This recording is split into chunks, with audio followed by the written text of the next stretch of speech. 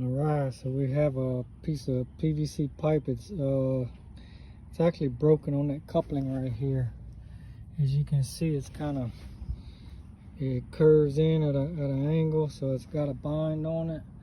But what we're gonna do, we're gonna cut all this out, and we're actually gonna replace that shutoff valve and that nipple while we're here. So just so we can provide an extra better service for the customer. And we're also going to be replacing with a new valve box as well. Alright, now we got a new galvanized pipe. We have a banded adapter to go to the galvanized, new shutoff valve, and PVC repair coupling. And we have